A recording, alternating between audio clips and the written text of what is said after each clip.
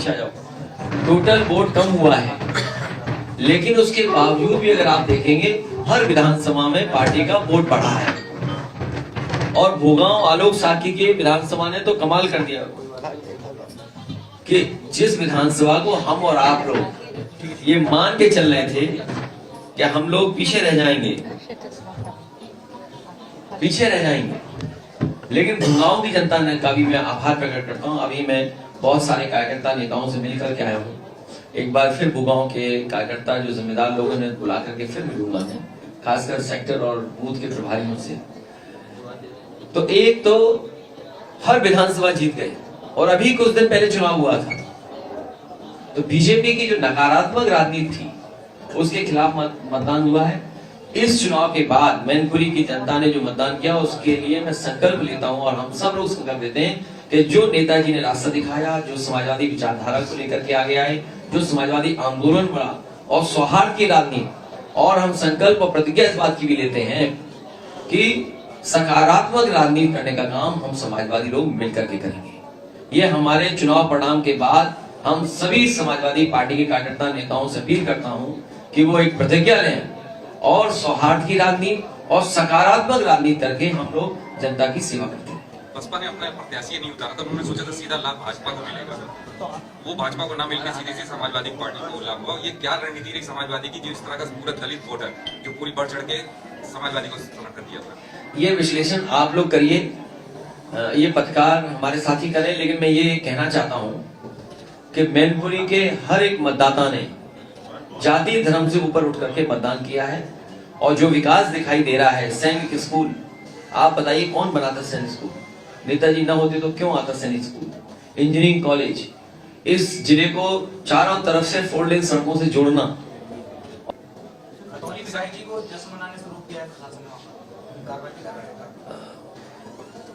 अब जश्न अलग अलग रूप से मनाया जाता है, अब हम लोग भी जश्न मना रहे हैं, लेकिन क्योंकि नेताजी का क्षेत्र रहा, नेताजी नहीं है, तो हम मिल बैठ करके जो कार्यकर्ता हैं उनसे परिचय और उनसे मुलाकात, उनको धन्यवाद दे रहे हैं। चुनाव को लेकर भैया क्या तैयारी? बहुत जल्दी तैयारी है, वो चुनाव ऐसा है घर घर का चुनाव, उसका भी निर्णय जल्दी ले लेंगे। भैया भाजपा यूनिफॉर्म सिविल कोड को लेकर लगातार प्रयास कर रही है, इसको लेकर भारतीय सपा का क्या स्टैंड रहेगा? भारतीय जनता पार्टी जानबूझ करके वो मसले उठाती है जिससे समाज में दूरियां पैदा हो, खाई पैदा हो।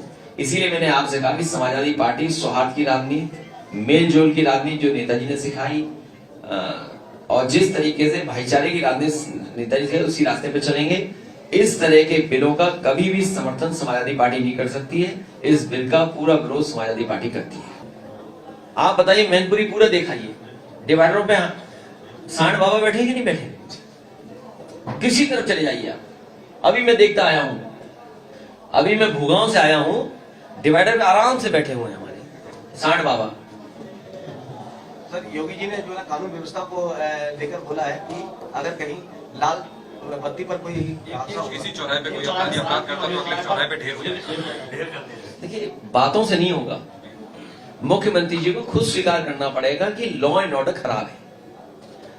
अगर लॉ एंड ऑर्डर वो स्वीकार कर लें, उस दिन से लॉ एंड ऑर्डर ठीक होगा। ये सरकार स्वीकार ही नहीं कर रही है और इसी में से इतने अपराध हो रहे हैं। और अपराध को स्वीकार करेगी सरकार के लॉ एंड ऑर्डर खराब है तो लॉ एंड ऑर्डर बेहतर होगा। सरकार स्वीकार करने के लिए तैयार नहीं है। अपराध उनको समाजवादी पार्टियों में ही दिखता है हमेशा, भाजपा में ऐसा लगातार लोग भी होते हैं और आम आदमी पार्टी के लोग। ये आप प्रेस के लोग समझदार लोग हैं, उनकी बातों में मत उलझो।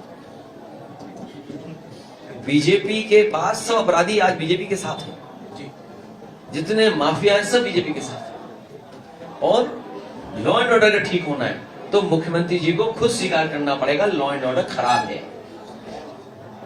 भ्रष्टाचार अगर हो रहा है तो मुख्यमंत्री जी को खुद स्वीकार करना पड़ेगा कि हाँ, उनकी सरकार में भ्रष्टाचार हो रहा है। जब ये स्वीकार करेंगे तभी सुधार की तरफ जा सकते हैं। सरकार स्वीकार करने के लिए तैयार ही नहीं है। चाचा को कोई बड़ी जिम्मेदारी मिलेगी? बहुत जल्दी जिम्मेदारी मिलेगी। पत्रकार साथी लगातार यही सवाल पूछो, यही सवाल है। सर, पंजाब में आतंकवाद हमला हुआ है आम आदमी की सरकार बनने के बाद, वहाँ पे खालिस्तान समर्थकों का एक्टिव हो गए हैं, इसको लेकर मेरी जानकारी में नहीं है, ना मैंने उसके बारे में जानकारी, क्योंकि सेंसिटिव मामला है, उसमें कोई बात कहना अभी ठीक नहीं है। और मैंने तो सुना है एक मिठाई वाली दुकान पर बीजेपी वालों ने ऑर्डर दे रखा था एडवांस में लड्डू बनवाने का, वो भी पैसा कन्नौज वालों का था। आप पता करवाइए, कुछ साथी मिठाई वाले पता करवाइए कि ये बीजेपी वालों ने, इसलिए उन्हें हर बात बुरी लग रही है। भैया एक आखिरी सवाल। अब खत्म करो भाई। भाजपा के लोग कह रहे हैं कि चाचा सुखपाल सिंह ने अखिलेश जी को आशीर्वाद इसलिए दे दिया क्योंकि हमने उनको टिकट नहीं दिया। ये क्या है भाजपाइयों का? कौन टिकट लेगा उनसे? 3 लाख से हार गए, टिकट लेगा तुमसे? इतना बुरे जनता ने हराया आपको, टिकट कौन लेगा तुम्हारी? आज भाजपा के 100% एफर्ट के बाद सपा की ऐतिहासिक जीत, क्या लगता है कि एजेंसियों का दुरुपयोग अब देखने को मिल सकता है? देखिए ये एजेंसियों, क्या है एजेंसी है? जैसे चुनाव में क्या किया है? पुलिस भेज दी, सेंट्रल फोर्स भेज दी। सेंट्रल फोर्स को तो पता नहीं था ना कि गांव किसके हैं, तो यहाँ का लोकल स्तर का अधिकारी उन्हें गाइड करता था कि यहाँ इस गांव में चलो। जैसे मैं एक कार्यक्रम में गया यहाँ मैनपुरी में, पूरी सेंट्रल फोर्स, उसे गली नहीं पता होगी, लेकिन मैंने देखा आगे आपके लोकल थाने का अधिकारी चल रहा था, तो वो गली गली घुमा रहा था। सेंट्रल फोर्स गली गली घूमी, जीता कौन? तो जो एजेंसियां लगाई जाएंगी, हमें अपने कागज वगैरह तैयार रखने पड़ेंगे चुनाव के दरमियान कि भाई कोई एक पूछताछ होगी तो कागज दिखा दीजिए कि ये है। चुनाव के दरमियान गोमती रिवर फ्रंट वाला मामला भी आ गया था। देखिए ये कुछ नहीं है, आप ये केवल लोगों को बदनाम करने के लिए है। जैसे आपके यहाँ ना ब्रेकिंग न्यूज है, जो सूत्र है वो एजेंसी है, आप सूत्र बताते नहीं हो। जैसे हम आपसे पूछेंगे कौन सूत्र है, मतलब सूत्र है। इसी तरह एजेंसियां हैं, इनका कोई मतलब नहीं है। कागज अगर चेक करेंगे हम लोग दिखाएंगे, और फिर कोर्ट में मामला है, कैबिनेट के डिसीजन है। अगर आप कैबिनेट का भी नहीं मानेंगे आप, तो फिर हर एक की जांच होगी। कैबिनेट आखिरकार क्यों है, विधानसभा क्यों है? जो समाजवादी पार्टी का रिवर फ्रंट का प्रोजेक्ट है वो कैबिनेट से पास है। और मैं आपसे कह रहा हूं, आज यहाँ बैठ करके सभी हमारे विधायक सांसद बैठे हुए हैं और आप पत्रकार साथी मैनपुरी के हो। वैसे मैनपुरी में लखनऊ के बराबर इस ईसा नदी पे हम लोग रिवर फ्रंट बनाएंगे जब हम लोगों को मौका मिलेगा। लखनऊ के बराबर, जिससे कि लगे कुछ मैनपुरी में घूमने की जगह है। बीजेपी को हर अच्छी चीज बुरी लगती है। वहां घूमते हैं लोग, नए उम्र के लोग बैठते हैं, चाट खाते हैं, केक लोग बच्चे आके काटते हैं। परिवार के लिए गेट टुगेदर क्या है? आप घर पे जाए परिवार से मिले, जाके परिवार के लिए घुमाने ले चलो, तो कम से कम रिवर फ्रंट तो है। बीजेपी वालों को इससे कोई मतलब ही नहीं है कि परिवार के लोग कहीं घूमने जाएं। आपने अपने कार्यकाल में योगी जी की बात बताई थी, फाइल आपने वापस कर दी थी। उस समय क्या समय हमारे पास थोड़ी है। क्या लगता है कि उसका मतलब वो नहीं करना था, आपका निर्णय उसमें गलत था? देखिए राजनीति में परंपरा ये है कि किसी पॉलिटिकल लीडर को झूठा नहीं फंसाना चाहिए। जो ऑलरेडी आजम साहब के साथ किया है, पूरे देश की राजनीति में इस तरह का किसी के साथ नहीं हुआ। आपके सब है, लेखपाल, तहसीलदार, एसडीएम। आप बताइए, एसडीएम है, लेखपाल है, एसओ है, हमारा कहना माने सरकार का कहना माने, किसको भी अपराधी बना देंगे। आपके पत्रकार साथी आप लोग जानते होंगे, एक ने दाल में पानी दिखा दिया, वो जेल चला गया।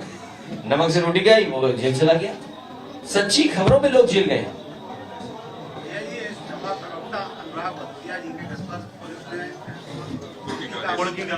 देखिए वो जो हो सकता है उनकी कोई भावना नहीं रही, कोई गलत उनकी, कुछ उन्होंने कह दिया सच। भाई परिवारवाद क्या है? बीजेपी वाले चिल्लाते हैं परिवारवाद, चिल्लाते कि नहीं चिल्लाते? क्या मुख्यमंत्री जी के परिवार के वो नहीं थे? अगर उस स्थान पे वो न होते तो शायद मुख्यमंत्री जी यहाँ नहीं होते। ये स्वीकार करना चाहिए उन्हें। हाँ कोई शब्द चयन में कहीं गलती हो गई होगी, सुनने में किसी गलती हो गई, लेकिन उसकी भावना ऐसी नहीं थी। लेकिन अगर आप उसके घर पे कुर्की कर रहे हैं तो भाजपाई लोग हमें टोटी नहीं बोलते थे, ये जितने बोलते थे टोटी टोटी टोटी, इन सब पे कार्रवाई होगी समय आने पर। वो तो सब डॉक्यूमेंटेड है हम लोगों के पास। सर मैनपुरी में 1 साल के लिए उपचुनाव हुआ, 1 साल के, इसमें कितना सर मैनपुरी को विकास नहीं किया? हमारा जितना भी निधि का पैसा इनका और जितनी भी योजनाएं रुकी पड़ी हैं सब चलवा दूंगा मैं। और ये टूरिज्म मंत्री जो है जीरो बजट लिए घूम रहे हैं, इनसे तो कहेंगे यहाँ पे कुछ हब बना है टूरिज्म का, तब तो मानेंगे मंत्री हैं। अगर न इनसे काम करवा ले तो कहिएगा हम। मैं आपसे कह के जा रहा हूँ, इनसे मैं काम करवा लूंगा। इन्हें करना पड़ेगा टूरिज्म काम, नहीं तो मंत्री का है क्यों? देखें क्या बनाते हैं यहाँ पर हम नहीं कागज में नहीं, अरे मंत्री लाएंगे अब हारने के बाद ज्यादा पैसा लाएंगे ये हमारी जिम्मेदारी है। सैनिक स्कूल को बजट दिलवाना, इंजीनियरिंग को बजट दिलवाना और टूरिज्म का कोई बड़ा हब बनवाना, ये हमारी जिम्मेदारी है।